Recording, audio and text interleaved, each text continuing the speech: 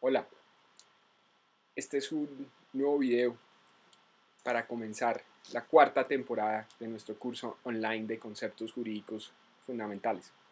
La primera temporada vimos elementos del derecho como las fuentes del derecho, la diferencia entre el derecho público y el derecho privado, las ramas del poder público, vimos algunos elementos de derecho civil. La segunda temporada vimos algunas definiciones, por ejemplo, como qué era la moral, qué era la justicia, qué era la globalización, la política.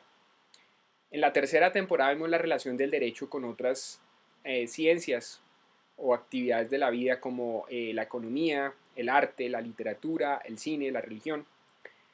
Y esta cuarta temporada, que solo va a tener 3 videos, vamos a dedicarla a 3 temas. El primer tema va a ser sobre el neoliberalismo, que lo he bautizado como el neoliberalismo sí es pecado. El segundo video es sobre el aborto, aborto sí o no. Y el tercer video es sobre los derechos de los animales. Bueno, este primer video lo he bautizado como el neoliberalismo sí es pecado. ¿Por qué? El título es un poco como en serio y en broma.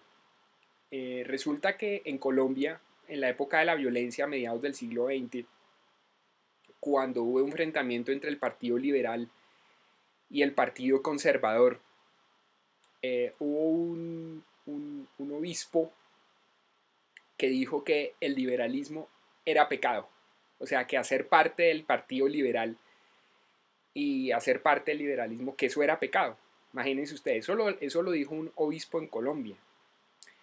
Entonces, ¿por qué? Porque obviamente pues la Iglesia Católica estaba definitivamente matriculada con el Partido Conservador y digamos las fuerzas laicistas estaban más con el Partido Liberal.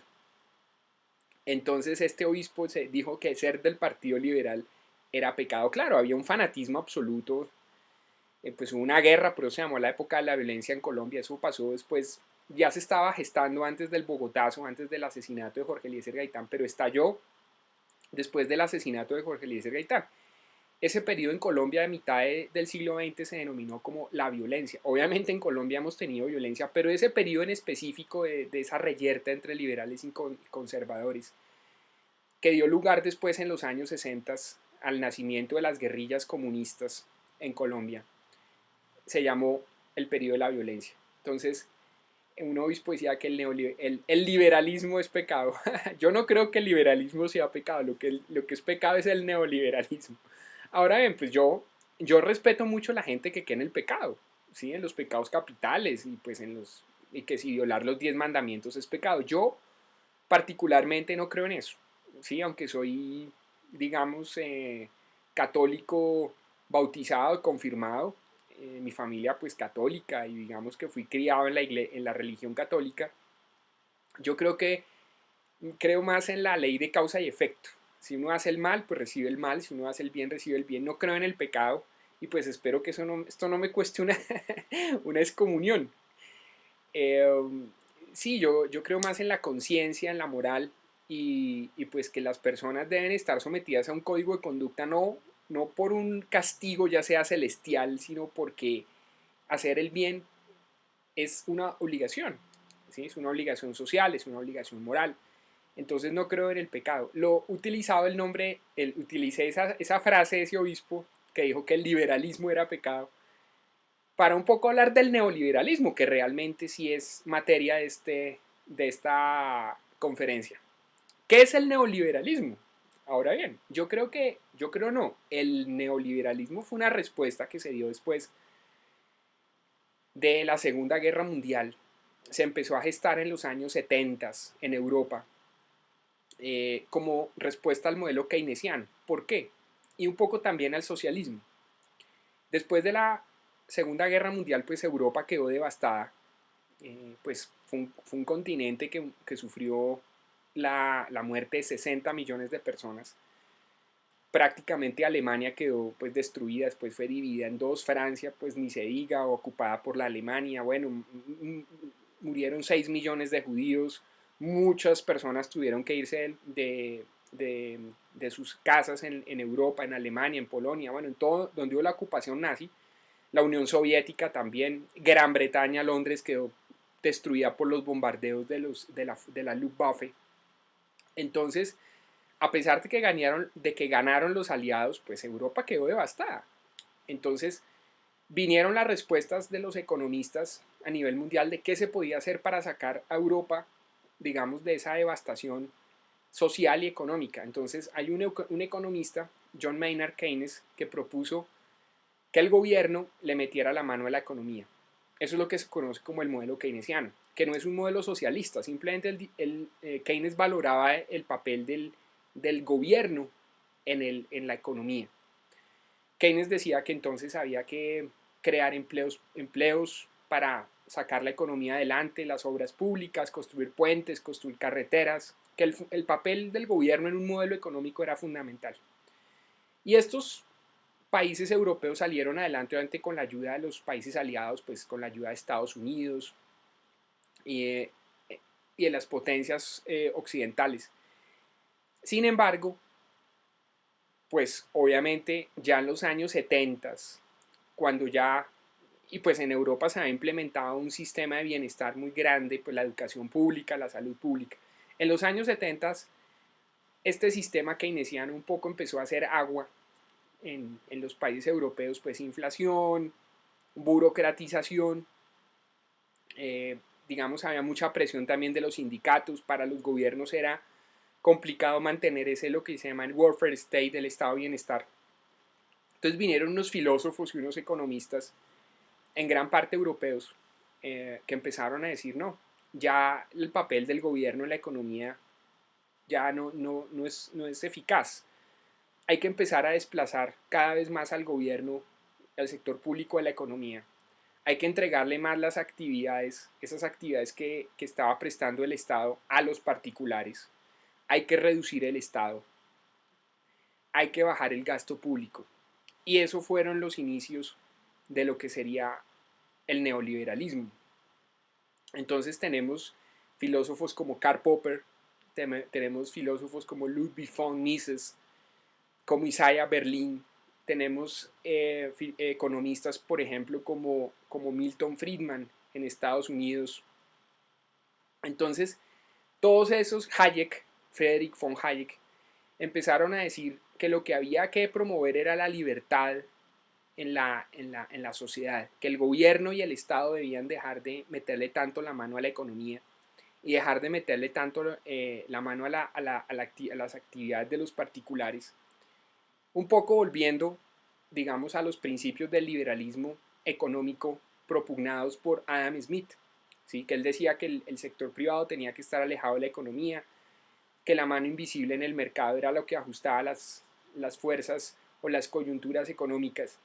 Y entonces esa política neoliberal fue la que empezó a germinar ya a finales de los 70, producto de todas estas ideas de estos filósofos y economistas europeos y norteamericanos. Y ya a principios de los 80, los gobiernos tanto de Gran Bretaña, presididos por Margaret Thatcher, que era la primera ministra, y por Ronald Reagan en Estados Unidos, empezaron a implementar estas políticas de privatización, reducción del gasto público, reducción del Estado, y fue lo que se empezó a denominar como ya el neoliberalismo. En Latinoamérica pues se empezó a aplicar 10 años después, como todo lo en Latinoamérica llega tarde. El neoliberalismo llegó a Latinoamérica a principios de los 90 y empezó esa política de privatización, reducción del gasto público, apertura económica, porque una de las ideas del neoliberalismo era acabar con el proteccionismo, abrir fronteras y empezar, digamos, a comerciar libremente con los países, el impulso de los tratados de libre comercio. Por ejemplo, Estados Unidos propuso una gran zona de libre comercio en las Américas, el llamado ALCA, que después fue reemplazado por los mini TLCs que firmó Estados Unidos con cada gobierno, con cada país latinoamericano, que incluyen a Colombia. Ahora bien, ¿el neoliberalismo ha sido bueno o ha sido malo? Pues en esto uno no puede, digamos, dar, digamos, evaluaciones morales por el simple hecho, por el simple hecho de su ideología, sino de los resultados de esa ideología. En Colombia se empezó a implementar a principios de los 90 con el gobierno de César Gaviria, ya había empezado a implementarse con Virgilio Barco, pero como tal y en serio se empezó a implementar con el gobierno de César Gaviria cuando se denominó el gobierno de la apertura económica. Entonces Colombia empezó a bajar aranceles, empezaron a importar productos de otros países.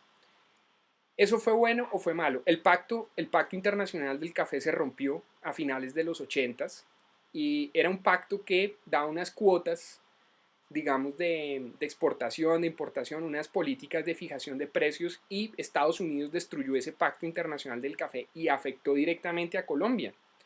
Colombia pasó de ser el segundo productor de café del mundo a ser el cuarto productor de café del mundo. Hoy en día Colombia prácticamente importa todos los productos agrícolas.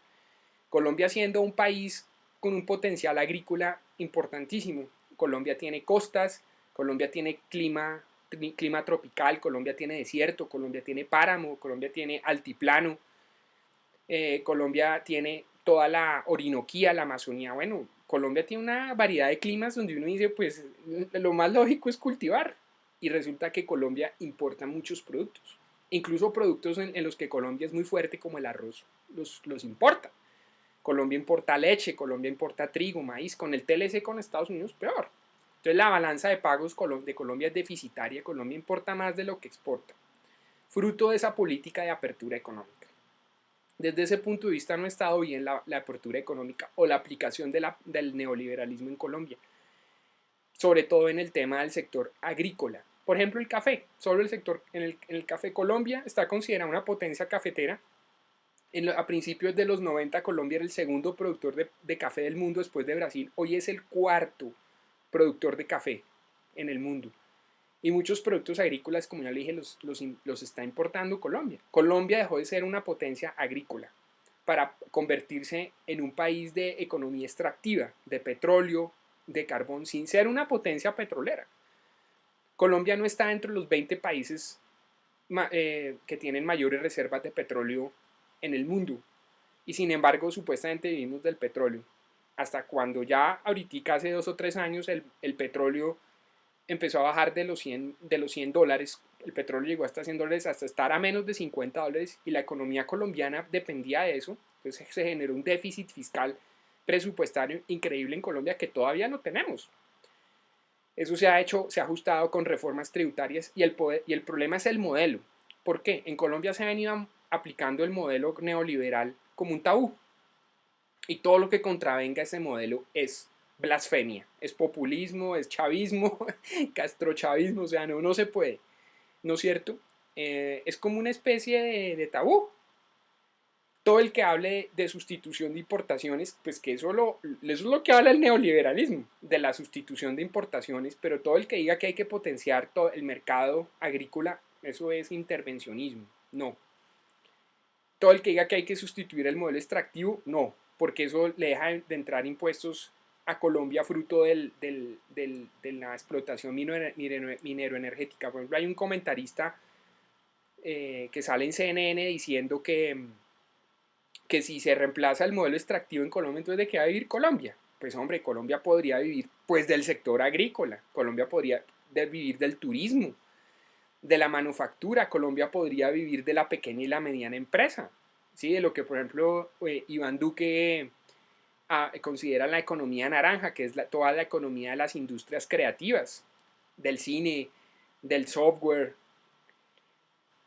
Pero sí, realmente eso se está haciendo en Colombia, o Colombia sigue dependiendo del petróleo y del carbón, ¿no es cierto?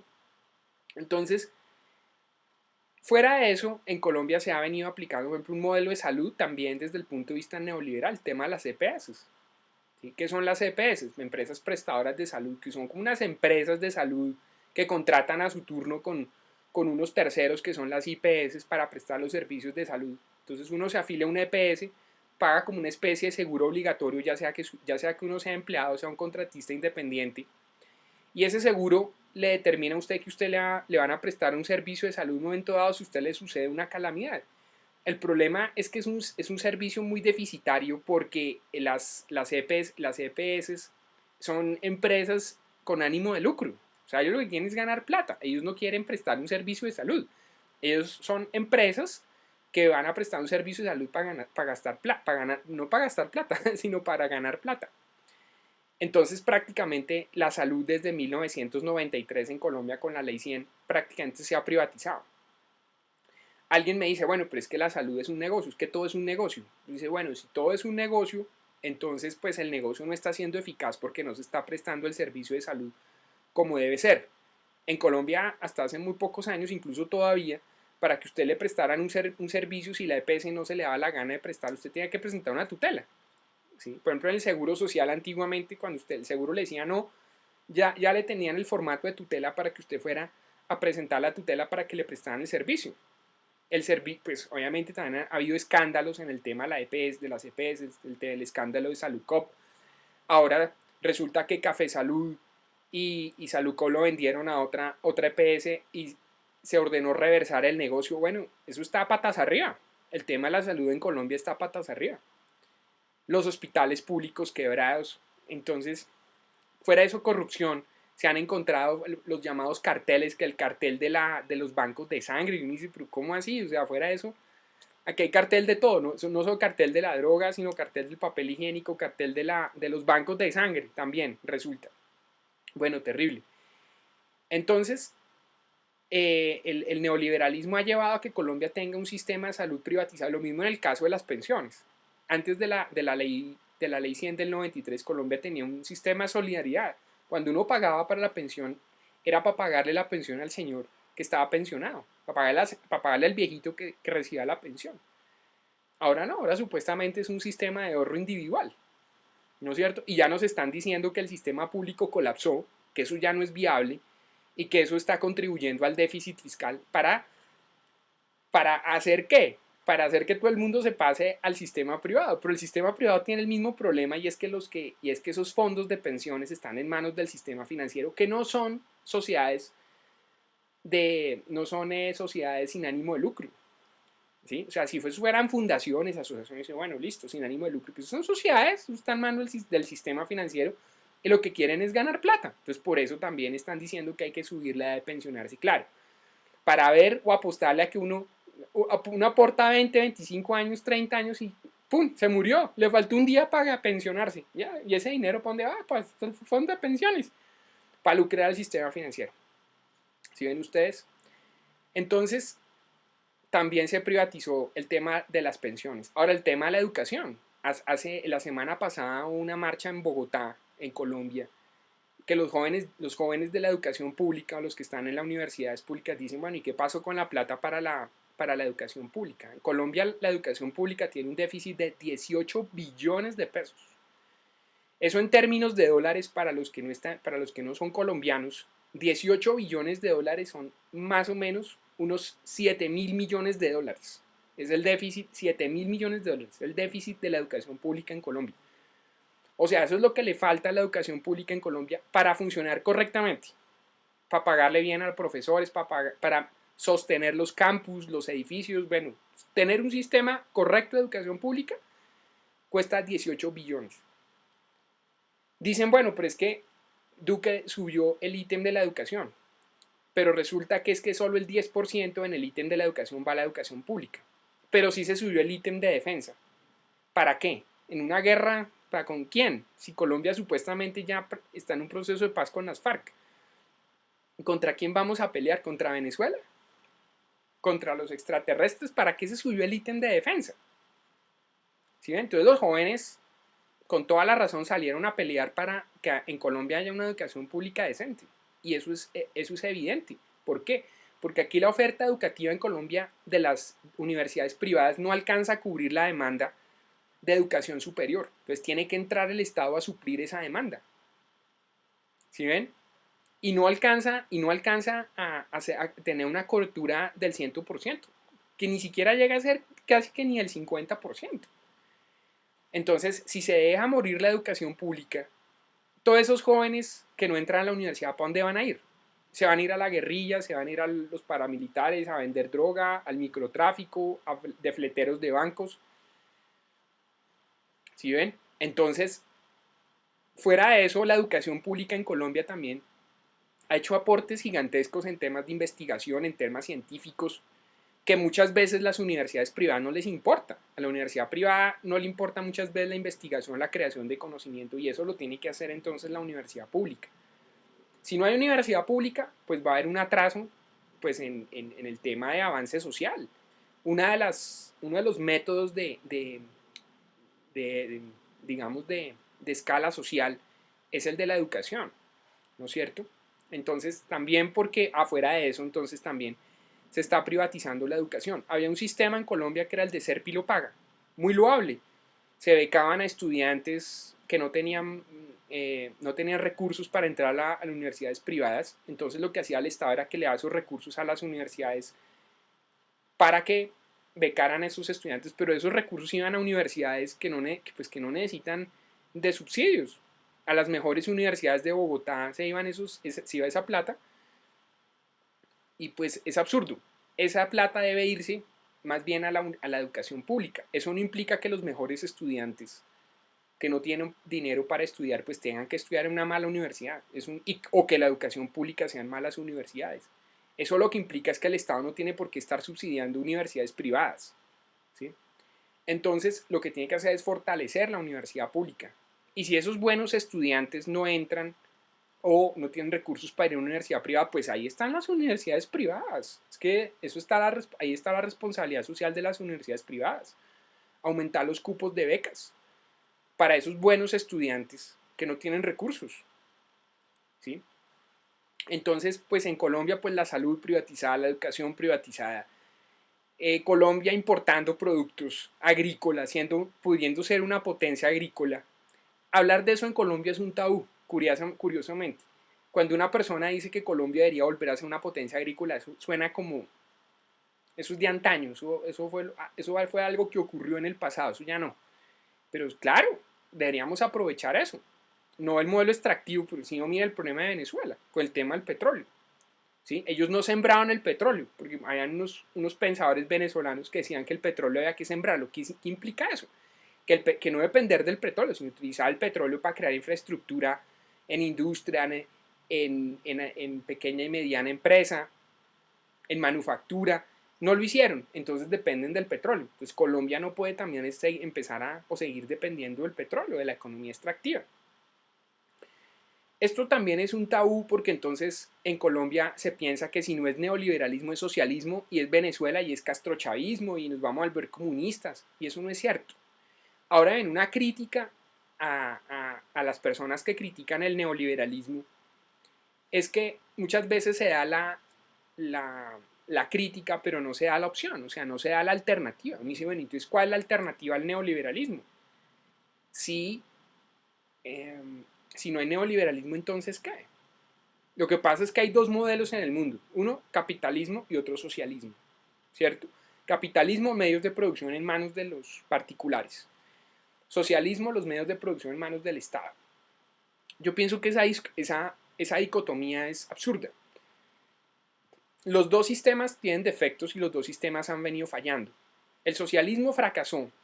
Hace 30 años se cayó el muro de Berlín, se cayó la Unión Soviética, fracasó el socialismo. Los países que siguieron siendo socialistas implementaban un modelo mixto, por ejemplo como la China. La China tiene un modelo político socialista, pero implementaba el capitalismo. Lo mismo pasa en otros países, por ejemplo como Vietnam. Y otros países que se quedaron en el pasado con una mano delante y otra atrás, por ejemplo como Cuba. Y el modelo que tiene Venezuela, pues eso no es ni siquiera ni capitalismo ni socialismo. Lo que tiene Venezuela es una recocha, así de simple. Y aquí en Colombia nos lo ponen como el modelo de que, uy, si no es capitalismo, entonces Venezuela. No, es que Venezuela no tiene ni capitalismo ni socialismo. Lo que tiene es una recocha ahí, que ojalá se resuelva para bien del pueblo venezolano. Pero, entonces, ¿cuál es la alternativa? ¿Cuál es la alternativa al capitalismo o al socialismo? El capitalismo pregona la libertad, ¿no es cierto? Pero muchas veces esa libertad termina siendo libertinaje. Y muchas veces los que generan, digamos, grandes capitales, pues se aprovechan de eso, ¿sí? Se crean monopolios, empiezan a manipular al gobierno, promueven la corrupción. Se vuelve un tándem entre los que tienen dinero y la política. Que eso yo creo que es lo que ha pasado en Colombia. Colombia hay un acuerdo tácito entre esos grandes capitales, no solo nacionales e internacionales, y el sector político, Entonces ellos dejan que haya una corrupción, pero también esos políticos de su turno dejan que el sector económico, el gran capital, haga lo que se le da la gana. ¿Sí ven? Y el socialismo, pues obviamente el socialismo es la supresión de la libertad, pasar los medios de producción al Estado y que el Estado direccione la economía, pues eso se burocratiza, se daña el impulso de generación de empleo, la iniciativa privada y eso genera pobreza, etc. Entonces, pues hay que funcionar en un modelo que promueva la libertad. Tiene que haber libertad en la sociedad, pero también tiene que haber igualdad en el sentido de que el Estado tiene que existir y el Estado tiene que prevenir, digamos, los abusos de los poderosos y el Estado tiene que poner líneas rojas frente a esos abusos contra los indefensos o contra la gente que no tiene poder. Pero resulta que hay otro vértice, que es el vértice de la cooperación. ¿Qué creo yo? Yo creo que saltar de un modelo, digamos, capitalista a un modelo socialista, pues está visto que eso no sirve. El socialismo no sirve. ¿Sí? El socialismo fracasó. Pero el capitalismo viene fracasando ya no desde hace 30 años, sino prácticamente desde que Adam Smith lo pregonó. Con la revolución industrial, después yo pienso que vinieron los abusos después en el siglo XX. El capitalismo ha tenido fuera de una serie de quiebras. En 1929 quebró. ¿Sí? En el 2008 volvió a quebrarse. La Bolsa de Valores de Nueva York. Entonces, ¿cuál es la alternativa al neoliberalismo? ¿Sí? El neoliberalismo realmente termina siendo un neoesclavismo, un neofascismo. ¿Sí? ¿Por qué? Porque en última los que terminan teniendo libertad es la gente que tiene capital. Cuando se habla de neoliberalismo, realmente se habla de liberalismo y de libertad para las personas que tienen el poder económico, pero no para los que no lo tienen. En el neoliberalismo sucede un fenómeno y es que los que acumulan dinero pues tienen acceso a educación, a salud, pero los que no lo tienen no tienen acceso a esa educación, no tienen acceso a salud, no tienen acceso a vivienda. Y eso no es libertad. Uno no puede decir que una persona sea libre cuando no tiene posibilidades de educarse, cuando tiene posibilidades de resolver un problema de una enfermedad, cuando tiene para vestirse, cuando tiene un techo donde vivir. Uno no puede decir que eso sea libertad. El neoliberalismo promueve la libertad de los que tienen poder. ¿Y quiénes son los que tienen poder en este sistema? Los que tienen dinero. Y yo no estoy hablando de la gente de la clase media, estoy hablando de los ricos, de los súper ricos, de los que son dueños de bancos, de los que son dueños de un montón de empresas, de multinacionales.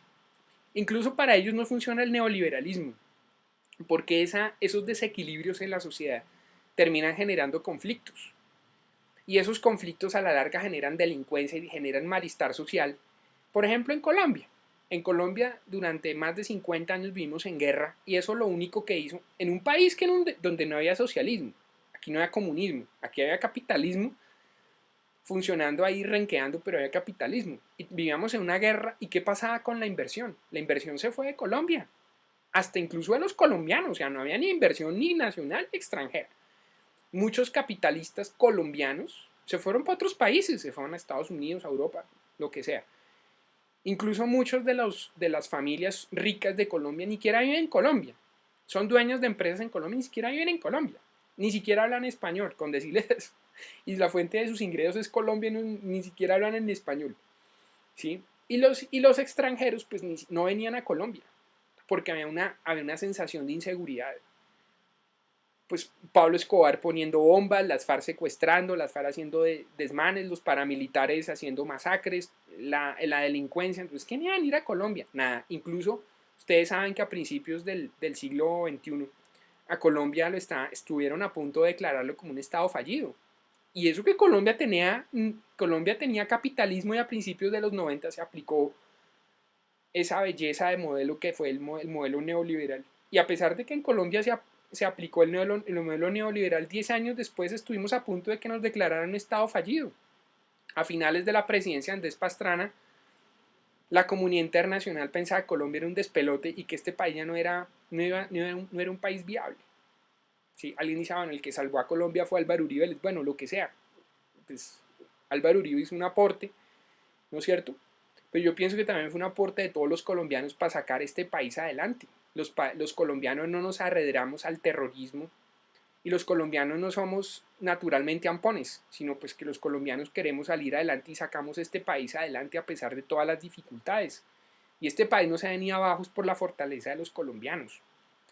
Entonces, eh, eh, a los neoliberales lo que menos les conviene es que hayan esas disputas sociales, que la gente se vaya a la delincuencia porque eso ahuyenta la inversión.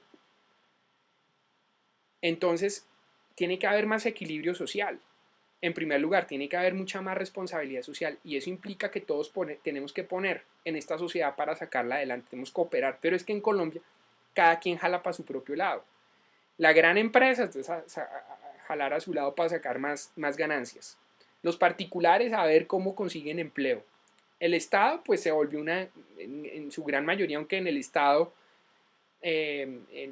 trabaja gente honesta, pero también hay muchos corruptos. Entonces en el Estado los corruptos saqueando el Estado. El gran capital viendo a ver cómo gana más dinero. Y los particulares tratando de conseguir un empleo, tratando de emplearse de lo que sea, y la gente cuando uno tiene que comer, pues va y se meten de ampones o de lo que sea. Eso no lo justifica, pero estoy diciendo una realidad. Entonces, primero, en una sociedad tiene que haber libertad. De acuerdo. Segundo, en una sociedad tiene que haber libertad responsable, tanto de los individuos, pero también tiene que haber una especie una especie de mediador, una especie de guardián digamos, de las libertades. Eso tiene que ser el Estado. Pero el tercero tiene que haber un compromiso de sacar una sociedad adelante, de sacar un país adelante. O sea, no solo pensar en los intereses individuales, sino pensar en los intereses de toda la nación, en los intereses de toda la sociedad, a través de la cooperación. Eso es un vértice, es un trípode que tiene 3 elementos. Lo que pasa es que en el capitalismo, libertad, pero la libertad lleva al libertinaje, a la acumulación de poder, a los abusos. El socialismo pues lleva a un igualitarismo absurdo y también lleva a una burocratización y una asfixia del sector privado. Entonces lo que tiene que haber es una concordia entre esos dos factores para sacar la sociedad adelante. Dice, pero eso es paz y amor, eso es una cosa de la nueva era. No, eso no es de la nueva era, eso es una realidad. Y lo he pregonado miles de veces en mis videos. Y eso lo ha pregonado el Papa Francisco a través de su encíclica Laudato Si. Una nueva relación entre los seres humanos, ya no basada en solo pensar en mi interés egoísta, sino que yo hago parte de una sociedad y para poder hacer que la sociedad salga adelante tengo que poner de mi parte. Todos tenemos que poner de nuestra parte. Pero eso que yo pienso en mí mismo y si los demás se jodan, pues allá ellos, ¿no? Porque si se joden ellos, yo también me voy a joder. Así de simple. Yo no puedo vivir feliz en una sociedad que esté destruida. Para los grandes empresarios. Yo le hago un llamado a los grandes empresarios que son tan promotores del modelo neoliberal. Yo les digo, bueno, ¿y ustedes no van a poner de su parte? Por ejemplo, ahora, lo que está promoviendo el ministro de Hacienda de Colombia. Entonces, ponerle IVA a la canasta familiar. O sea, a los más pobres, que son los que viven de la canasta familiar. Así se saca un país adelante. Eso no es abusar del poder. Eso es abusar del poder. ¿Por qué los empresarios más bien no se ponen la mano en el corazón y dicen, bueno, yo puedo sobrevivir con un determinado dinero, pero tengo que hacerle un gran aporte a la sociedad para que esta sociedad no se descuelgue y sacar de la pobreza a esta sociedad, a esta comunidad? Que todo el mundo ponga de su parte, todos tenemos que pagar impuestos, lógico. Pero es que hay gente que no puede pagar impuestos simplemente porque no tiene los medios. Y eso no implica que sea un vago, que no quieran trabajar. Que no tienen los medios, nacieron en un medio donde no hay posibilidades. No se pudieron educar y al Estado no le importa. Entonces el sector público, el sector privado se le importa. Por ejemplo, sacar a Buenaventura adelante, ¿a quién le importa? ¿Quién va a invertir en Buenaventura? Por ejemplo, fuera del Estado, fuera a ir a poner policías y soldados, ¿será que por qué no ponen colegios? ¿No? Porque hay empresas que no le apuestan a Buenaventura, porque es muy insegura. Entonces es un círculo vicioso. Es el círculo vicioso de la pobreza. Y la única forma de salir de ese círculo vicioso es que todos pongamos. El neoliberalismo suena incluso hasta bonito. Neoliberalismo, de la libertad. Pero resulta que en el neoliberalismo los que ganan son los que tienen más poder económico. Promover el neoliberalismo así nomás, sin tener en cuenta los otros dos vértices del modelo de sociedad es absurdo y lleva a un neofascismo. Es que, pues que los pobres sí que les manda a ser pobres, sí, pero es que los pobres generan conflictos. Hay un montón de gente que necesita comer. ¿Y cómo van a comer? Y yo no estoy promoviendo con eso la delincuencia, estoy describiendo un, un, un efecto o un fenómeno de la sociedad, ¿no es cierto? Entonces, bueno, neoliberalismo catastrófico. No solo en Colombia ha sido la aplicación del modelo neoliberal ha sido catastrófico, no solo en Colombia, sino en América Latina. Ha sido catastrófico la aplicación del modelo neoliberal. Y eso no implica saltar al socialismo, implica saltar a un modelo humano de cooperación, a un neohumanismo. Yo me considero un neohumanista, yo no me considero ni socialista, ni me considero neoliberal, yo me considero un modelo que se basa en la humanidad. ¿Por qué? Porque el marcador de las empresas siempre, es cuánto ganamos, cuánta plata ganamos. ¿Por qué el marcador de la sociedad, de las empresas no es una ganancia social? ¿Cuánto bienestar social le estamos dando a la comunidad? No cuánto dinero estuvimos ganando. ¿Cuánto perdimos? 1. ¿Cuánto ganamos? 3. Pues entonces ganamos 2. Listo. No, también es cuánto bienestar social. Que el ítem ya no sea el dinero, sino el ítem sea el bienestar social que todos debemos aportar a la sociedad. No solo a los grandes empresarios, sino todos. Aportar para sacar una sociedad adelante. Pero claro, como el modelo de convivencia humano siempre se basa en cómo hago yo para hacer que los demás hagan lo que yo quiero. Y si yo tengo el poder económico, yo hago que los demás hagan lo que yo quiero. Entonces veo al otro como mi subordinado. De lo que se trata es de ponernos de acuerdo todos. ¿Sí ven? Entonces se trata de crear un nuevo modelo humano. Porque como lo dice la encíclica del Papa Francisco, si no lo hacemos, pues vamos a destruir el planeta. Porque fuera de eso, el modelo capitalista salvaje a ultranza está destruyendo el planeta. Porque si cada quien tiene 3, 4, 5 carros y compra 3, 4, 5 carros cada año y compra 3, 4, 5 computadores cada año y compra 3, 4, 5 de lo que sea electrodomésticos, pues vamos a destruir el planeta. Saca los minerales, vamos a emitir dióxido de carbono a la atmósfera, vamos a destruir este planeta si seguimos con ese modelo tan consumista, estúpido, absurdo. ¿Sí? Si no ponemos de nuestra parte y no creamos un nuevo modelo de convivencia, ya no basada en la explotación y en la dominación, sino en la cooperación entre todos los agentes y entre todos los factores, vamos a destruir este planeta y vamos a destruir la sociedad y nos vamos a destruir como especie. Gracias por ver este video que lo grabé en el curso online de conceptos jurídicos fundamentales. Si ustedes tienen algún comentario, me pueden escribir a mi correo fbermudez@gmail.com. Gracias por ver este video. Vean los otros videos de nuestro curso online de conceptos jurídicos fundamentales en esta 4ª temporada sobre este video, que a modo de broma y de reflexión, respetando obviamente los que creen el pecado, yo estoy haciendo, pues ya expliqué por qué el video se llama así. Pues, respeto a las personas que creen el pecado, yo no creo en el pecado, pero estoy haciendo, digamos, una metáfora, una referencia a ese obispo que decía que el liberalismo era pecado. Entonces yo digo que el neoliberalismo es pecado, ¿no es cierto? Pero ya expliqué en este video por qué me estoy refiriendo. Muchas gracias por ver este video. Suscríbanse a mi página y visiten mi blog jurídico de Francisco Bermúdez Guerra, mi página Proyecto Aricayasis, mi página legal, FBG Legal. Bueno, gracias por ver este video, que ya se alargó demasiado. Un saludo y gracias. Que pasen un feliz día.